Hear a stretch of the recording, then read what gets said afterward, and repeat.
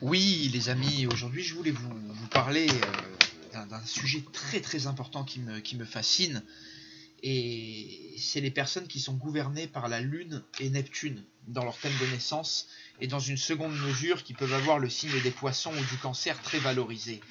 Et c'est vrai que certains Sagittaires vont être concernés, ou Capricornes, on va dire, qui sont nés dans les années, on va dire 80-90, parce qu'ils ont, on va dire, Neptune dans leur signe solaire. Alors là, encore une fois, une planète va être dominante dans votre thème.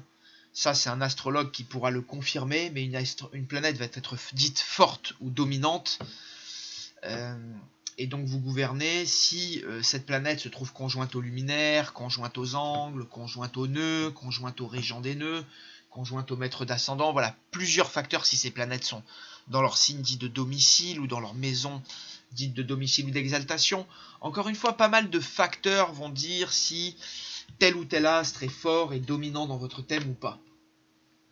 Et bien sûr, ce sera à un astrologue avisé d'en juger, de l'établir et de le dénoter.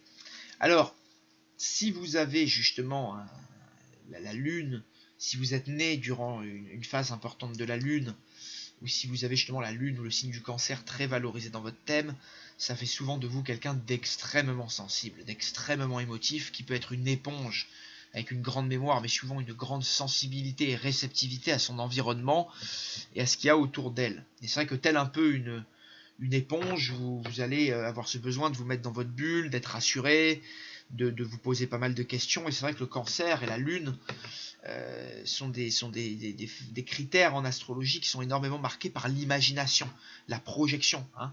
On est à l'inverse de la réalité, hein, symbolisée par le Capricorne et Saturne. Et c'est vrai que souvent les cancers, hein, c'est des rêveurs, les lunaires, ils sont pas dans la réalité. Ils se projettent beaucoup, ils voient un partenaire avec leurs yeux, mais il y a un autre peut-être partenaire dans la réalité. Et souvent, on en voit de nombreux. Hein. Souvent aussi, il ne faut pas oublier que le cancer, c'est le signe de l'enfance, des enfants, du rapport aux enfants, du rapport à la mère, hein, du rapport à la maternité. Mais aussi, donc, il y a un côté très épouse dans le cancer, très féminin, et donc très dépendant aussi de l'autre.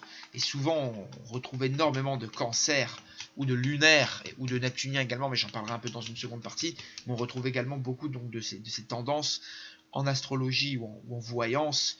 Et c'est vrai que combiné à une autre dominante, on va dire à un trio de dominantes, parce que les dominantes, il y en a toujours plusieurs, il y a toujours un trio de dominantes qui se dégage.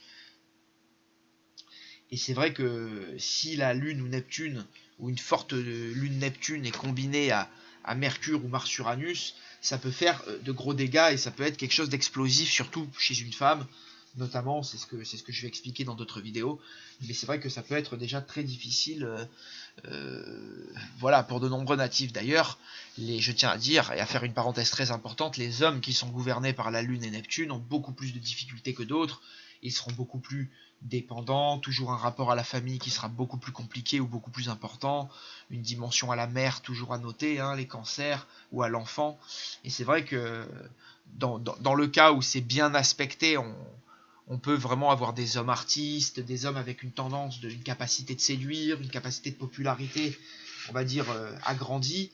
Dans les mauvais cas, la Lune et Neptune, alors ça fera des artistes, des inventifs, des gens avec beaucoup d'inspiration, de médiumnité. Dans les mauvais cas, bah, ça fera des gens très caractériels, des hommes pas toujours droits, des hommes pas toujours avec un maximum de capacité de virilité, de courage, de droiture, de masculinité.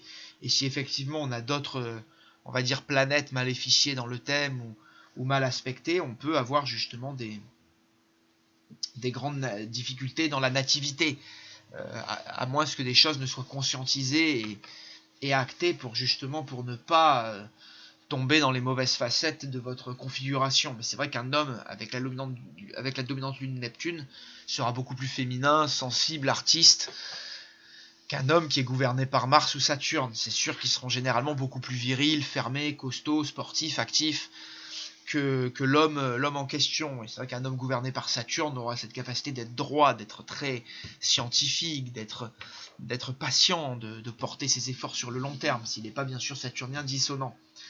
Voilà, donc c'est vrai que la lune, que vous soyez une femme également, la lune va causer des états, hein. D'ailleurs, le mot lunatique, être changeant, être bipolaire, souvent implique des gros conflits lunaires dans le thème,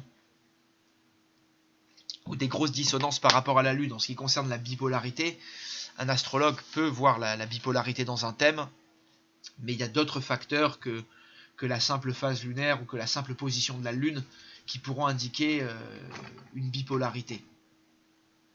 Voilà. C'est ce que je voulais dire. Qu'est-ce que je pourrais rajouter sur la Lune et Neptune? Donc oui, passons à Neptune. Neptune, c'est également une planète compliquée. Et c'est la planète de la foi, des religions, du mysticisme, de la spiritualité et du mystique. Et donc c'est vrai qu'on retrouve beaucoup de gens dans la spiritualité, dans la voyance, dans tout ce qui touche aux sphères invisibles, aux énergies, à la thérapie, avec un fort Neptune ou un poisson valorisé. Ou une maison 12 d'ailleurs valorisée. Et c'est vrai que j'ai remarqué que la dissonance neptunienne n'est pas facile, parce que cette planète, qui est la planète de la foi, des idéaux, de la religion, vous voyez, même il y a un côté, hein, Neptune, on dit souvent, c'est une octave supérieure à Vénus. C'est une planète, vous voyez, la croix qu'on retrouve aussi à la base du symbole. La croix de Neptune, elle se disperse en Trinité, vous voyez, donc il y a vraiment cette idée d'amour inconditionnel chez Neptune. D'où l'exaltation de Vénus en Poisson. Et c'est vrai que Neptune et les Neptuniens sont souvent des gens naïfs, très utopistes, qui ont tendance à donner toutes les qualités du monde. C'est pour ça que dans ses défauts, Neptune peut créer de la nymphomanie et on aime tout le monde, dans ce sens-là poussé et un peu maléfique et dissonant. Mais c'est vrai que Neptune a tendance à voir toutes les qualités, à rêver, comme la Lune, mais encore plus. Et Neptune, il part très très loin, quoi. Neptune, c'est très très compliqué un Neptune dissonant dans le thème. C'est pour ça que toutes les maladies psychiques et de l'esprit sont liées à Neptune. Et Neptune, il faut toujours regarder le Neptune d'une personne. Et c'est vrai que j'ai énormément de personnes en voyance avec Neptune à l'ascendant, ou Neptune dominante, ou Neptune conjoint Soleil. J'ai moi-même un Soleil conjoint Neptune, et durant de nombreuses années, je me suis égaré dans des mauvaises pensées, dans des mauvaises visions, dans des mauvais objectifs. Et c'est vrai qu'il faut absolument gérer votre Neptune. Un bon Neptune, généralement, fera des gens avec une bonne spiritualité, une bonne religion, pas d'égarement, pas de dispersion. Et c'est vrai que pour compenser souvent un Neptune difficile, un bon Jupiter, un bon Saturne, un bon Pluton va aider, quoi. C'est vrai que si en plus dans le thème on n'a pas un bon Saturne, on n'a pas un bon Pluton, ça peut poser des gros conflits, justement à pouvoir justement bien intégrer Neptune et bien intégrer ses maladies psychiques et ses dissonances personnelles et ses égarements, ses dispersions. Parce que Neptune, c'est ça, dans ses mauvais défauts, il nous disperse, il nous égare, il nous amène beaucoup de brouillard. Vous voyez, moi j'ai Neptune qui est conjoint à mon Soleil, et le Soleil, hein, c'est beaucoup nos énergies de vie, c'est beaucoup aussi toute notre volonté, ce qu'on veut. Et c'est vrai que longtemps, j'ai été un peu dans le mirage de mes objectifs dans ma vie. Bon, après, dans ma jeune vie de jeune, c'est normal. Mais souvent, j'ai longtemps, justement, pas vraiment su ce que je voulais faire. Vous voyez, pas vraiment aimé ma vocation, même l'astrologie. Bon, je fais ce métier, je l'adore, bien sûr, je suis passionné, j'aime faire ce que je fais. Mais j'aurais préféré peut-être être une star du rap ou président de la République, vous voyez. Ou par exemple, je sais pas, avoir un job un peu idyllique, là, vous voyez, être commentateur Ah ouais, être commentateur de partie de poker. Ah ouais, j'aurais bien aimé faire ça, ouais. D'ailleurs, je lance mon appel, tiens, s'il y a quelqu'un qui voit ça, j'aimerais bien devenir commentateur de partie de poker. Ah ouais, ça me plairait, ça, même si j'aime pas les jeux d'argent. Mais je trouve que, ouais, commenter les matchs de foot et parties de poker, ça, c'est vraiment une belle planque, ça. Ça, c'est un super job que j'aimerais faire, ouais. Alors ça, c'est vraiment un job tranquille qui me plairait, vous voyez, par rapport à l'astrologie qui est quand même beaucoup plus difficile et surtout d'être à son compte, c'est pas toujours facile. Mais je me plains pas et je suis très heureux justement que les astres de mon thème aient permis justement de me faire partir d'une tendance neptunienne qui est très oisive. Vous voyez, sur le défaut de Neptune, je l'ai pas dit, mais c'est souvent la oisiveté, l'inactivité, la paresse et la fuite. Vous voyez, d'où la fuite dans les paradis artificiels, la drogue, les antidépresseurs, les fausses idées, les fausses idéologies. Et c'est vrai que moi-même, je me suis fui de nombreuses années dans tout ce genre de paradis artificiels, notamment l'étranger. Je suis parti 10 ans hein, sur une île en Asie, sur une magnifique île qui est d'ailleurs très marquée par Neptune, la plongée, tout ça. Hein. J'ai vécu à Koh Tao pendant presque 5 ans. Et c'est vrai que c'est une île qui est marquée par Neptune, la plongée, vous voyez, le lointain, la drogue aussi, il y a beaucoup d'alcool et de drogue évidemment, et donc c'est vrai que bon, on a pu tous fuir un moment dans des paradis artificiels dans notre vie, même si j'ai jamais pris de drogue dure ou autre chose, et je suis jamais plongé justement dans les dissonances très fortes de Neptune, heureusement, sinon ça s'en serait fini beaucoup plus malement pour moi. Mais c'est vrai que Neptune a cette tendance à nous amener dans de l'égarement, dans de la dispersion, dans du lointain, dans des choses pas toujours faciles.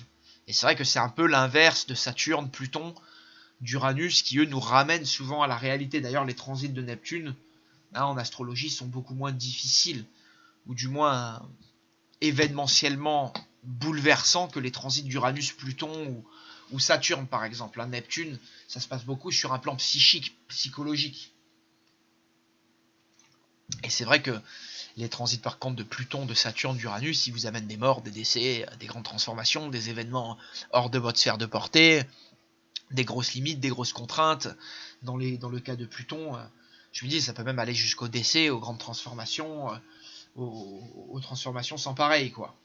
Donc c'est pour ça que vous devriez vraiment analyser autour de vous. Vous verrez, si vous avez un lunaire ou un neptunien, c'est des gens très pleins de spiritualité, pleins de sensibilité, très artistiques, très artistes. Une maison 12, maison 4, lune ou Neptune, très artistes, très sensibles, très empathes. Hein, tous ces empathes, et vous verrez que autour des pleines lunes, des nouvelles lunes, du premier quartier ou du dernier quartier de lune, donc dans les phases lunaires importantes, ils sont tout le temps à cran, ils sont tout le temps beaucoup plus caractériels, beaucoup plus changeants que d'habitude.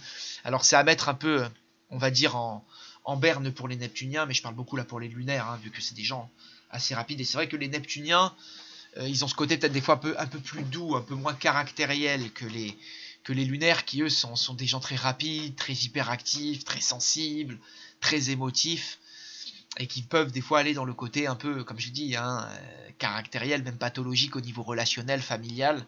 C'est souvent très dur hein, pour la sphère familiale des cancers ou des personnes qui sont marquées par une forte lune à leur naissance, hein, qui sont nés sous une pleine lune, une nouvelle lune.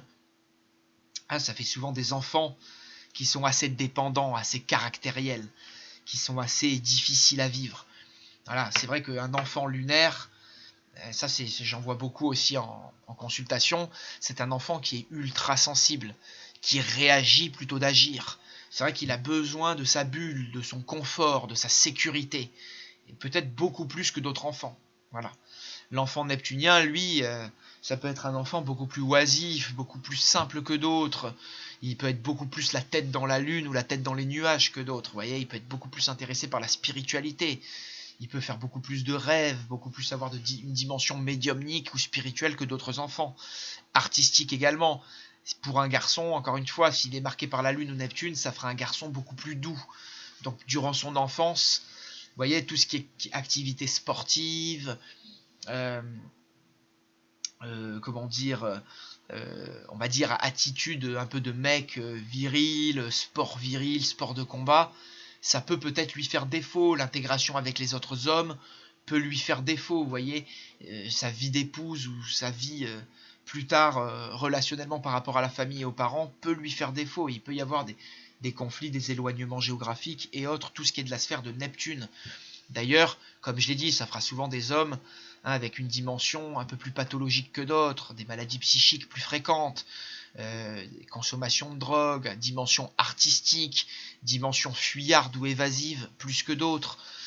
Par exemple, Pablo Escobar avait une forte dominante neptunienne dans son thème, mais qui était compensée par du solaire. Donc, vous voyez, c'était à la fois le chef solaire et le trafiquant de drogue, Neptune. Vous voyez, le monsieur avec plein d'idéaux. D'ailleurs, il a fait beaucoup pour la religion, Pablo Escobar, et beaucoup d'humanitaire, et c'est ce que je voulais dire. Une manière aussi d'optimiser vos tendances neptuniennes, si vous êtes un homme ou une femme, c'est l'humanitaire. Hein. Aider les autres, soigner les autres. Moi-même, comme je vous dis, j'ai une grosse dimension Neptune, et avec le soleil conjoint Neptune, et je me suis lancé dans la thérapie, le service aux autres, au plus grand nombre, à la collectivité, hein, dans une voie très spirituelle, très mystique. Et c'était d'ailleurs ce que m'avait dit Patrick Gianni quand il avait vu mon thème. Quand j'étais plus jeune, il m'avait dit « Oh là là, soleil conjoint Neptune, oh là là, ça m'a marqué ça, Fabien, ça m'a marqué ça !» Et il m'a dit « Ah là là, c'est une dimension spirituelle exceptionnelle ça !» Il m'avait dit « Ah oui, oui, il m'avait dit la dimension. » Et c'est vrai qu'il avait regardé mon thème, il s'était dit « Oh là là, j'ai un pervers sexuel, j'ai un malade mental, qu'est-ce que j'ai là, quoi ?» Et c'est vrai que souvent les soleils conjoints Neptune, hein, ça fait des gens très égarés, des idéologies discutables. Je pense à Karl Marx qui avait un Neptune très fort. Je pense également à Alain Soral qui a un soleil conjoint Neptune. Et c'est vrai que les gens qui ont généralement un soleil conjoint Neptune, c'est pas facile. Ils ont toujours un lien plus ou moins fort avec la spiritualité, avec le mystique. Hein, et c'est vrai que certains, je pense que Jim Jones aussi était un Neptunien. Toutes les personnes qui ont été dans les sectes ou les égarements sectaires aussi peuvent avoir une dimension neptunienne. C'est pour ça qu'attention, ce que je voulais dire aussi, Neptune dissonant et un mauvais Neptune peut vous amener à des égarements, suivre des faux prophètes, une surconsommation de voyance. D'ailleurs, la Lune et Neptune prédisposent à une surconsommation de voyance ou de médiumnité dans votre vie, un besoin un peu d'être beaucoup plus rassuré que d'autres, d'être beaucoup plus en contact avec ces énergies que d'autres. C'est pour ça, méfiez-vous. Hein, en étant lunaire et neptunien, on est souvent très naïf, très enfantin. Je l'ai dit, et c'est vrai qu'on peut tomber sur des faux prophètes, des charlatans, se faire berner et prendre des vessies pour des lanternes, ce qui est vraiment le défaut de Neptune. Neptune a ce défaut de souvent de nous amener des mirages, de nous amener des choses trop lointaines et des choses un peu nébuleuses dans le brouillard et beaucoup d'imbroglio. Beaucoup de choses, vous voyez, pas droites, qui sont des fois trop lointaines, trop inatteignables. Vous voyez, c'est comme aussi capter l'eau, l'océan du poisson, l'océan de Neptune dans la main. Vous voyez, l'eau, elle vous fuit de la main. Mais Neptune, c'est un peu ça. Vous voyez, souvent, on a des rêves extrêmement puissants, extrêmement forts, qui nous portent avec Neptune, qui nous font sortir de notre corps, de la matière, qui nous transposent dans le divin, qui nous connectent. Hein, on est vraiment en osmose avec Neptune, avec des paysages, avec Dieu, avec nos rêves, avec nos pensées, avec nos idéaux. Mais le problème de Neptune, c'est que souvent, il laisse place à une réalité très froide et très implacable et très dure. Et les Neptuniens sont souvent des gens comme ça qui se prennent des grosses claques dans la gueule, des grosses désillusions, après avoir énormément rêvé. Et c'est vrai que Neptune, physiquement parlant, astronomiquement parlant, elle possède des vents extrêmement glacés, les vents les plus forts du système solaire. Et c'est vrai que c'est une planète où il y a des vents à plus de 1000-1500 km/h et qui illustre bien, vous voyez, le côté dissonant et glacial de Neptune et cette espèce de vent glacial qu'elle nous laisse après certains de ses transits, tous ces passages où quand on voit chez les Neptuniens, d'ailleurs, les Neptuniens, dans leur déprime, ont ce côté un peu glacé, ont ce côté un peu très froid, qu'on oublie de dire. Hein, Neptune est une énorme boule de glace, voilà. Et c'est vrai que très intéressante planète, tout comme la Lune qui est le satellite de la Terre, très intéressants astres à étudier en astrologie que sont la Lune et Neptune dans le psychisme. Et c'est vrai que les personnes, je vous renvoie aussi à la vidéo que j'ai faite, ces personnes qui consultent plus les voyants que d'autres, c'est vrai que les personnes qui sont gouvernées et dominées par la Lune et Neptune sont évidemment des personnes qui consultent plus les voyants et des thérapeutes que d'autres, et surtout sur la dimension psychique et mentale, même si le physique peut être aussi concerné. Et effectivement, c'est vrai que les Neptuniens sont à surveiller, tout comme les lunaires. À noter qu'également, physiologiquement, c'est des gens qui peuvent souffrir. Hein. Donc le Neptune, c'est le psychisme, c'est l'esprit, mais c'est aussi les pieds. Voilà. Et Neptune aussi peut amener beaucoup de pus dans le corps, beaucoup d'infections avec du pus.